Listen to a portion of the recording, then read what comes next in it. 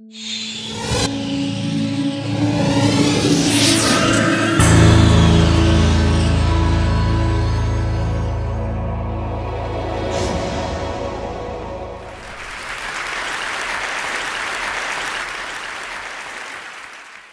got up this morning at 6:10 a.m. after going to sleep at 12:45 a.m. I was awakened once during the night. My heart rate was 61 beats per minute. My blood pressure 127/74. I had 0 minutes of exercise yesterday, so my maximum heart rate during exercise wasn't calculated. I had about 600 milligrams of caffeine, 0 of alcohol, and my score on the Narcissism Personality Index, or the NPI-16, is a reassuring 0.31.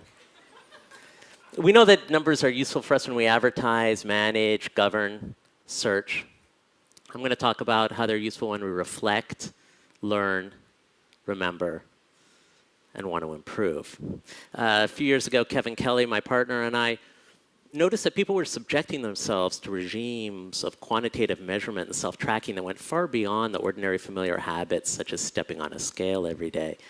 People were tracking their food via Twitter, their kids' diapers on their iPhone. They were making detailed journals of their spending, their mood, their symptoms, their treatments. Now, we know some of the technological facts that are driving this change in our lifestyle, the uptake, diffusion of mobile devices, the exponential improvement in data storage and data processing, and the remarkable improvement in human biometric sensors. This little black dot there is a 3D accelerometer. It tracks your movement through space. It's, as you can see, very small and also very cheap. They're now down to well under $1 a piece, and they're going into all kinds of devices. But what's interesting is the incredible detailed information that you can get from just one sensor like this. This kind of sensor is in the hit biometric device among early adopters at the moment, the Fitbit. This tracks your activity and also your sleep. Has just that sensor in it. You're probably familiar with the Nike Plus system. I just put it up because that little blue dot is the sensor. It's really just a pressure sensor like the kind that's in a doorbell.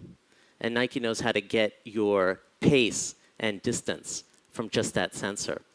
This is the strap that people use to transmit heart rate data to the Nike Plus system. This is a beautiful new device that gives you detailed sleep tracking data, not just whether you're asleep or awake, but also your phase of sleep, deep sleep, light sleep, REM sleep.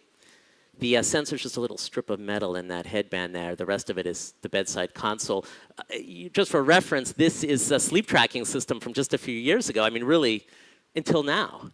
And this is the sleep tracking system of today. This just was presented at a healthcare conference in DC. Most of what you see there is an asthma inhaler. But the top is a very small GPS transceiver, which gives you the date and location of an asthma incident, giving you new awareness of your vulnerability in relation to time and environmental factors. Now, we know that new tools are changing our sense of self in the world.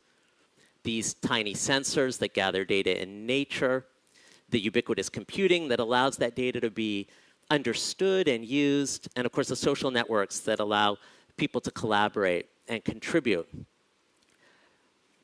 But we think of these tools as pointing outward, as windows.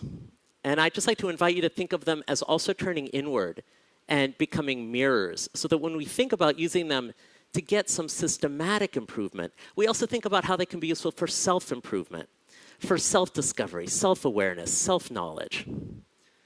Here's a biometric device, a pair of Apple earbuds. Last year, Apple filed some patents to get blood oxygenation, heart rate, and body temperature via the earbuds. What is this for? What should it be for? Some people will say it's for biometric security. Some people will say it's for public health research. Some people will say it's for avant-garde marketing research. I'd like to tell you that it's also for self-knowledge. The self isn't the only thing. It's not even most things. The self is just our operations center, our consciousness, our moral compass. So if we want to act more effectively in the world, we have to get to know ourselves better. Thank you.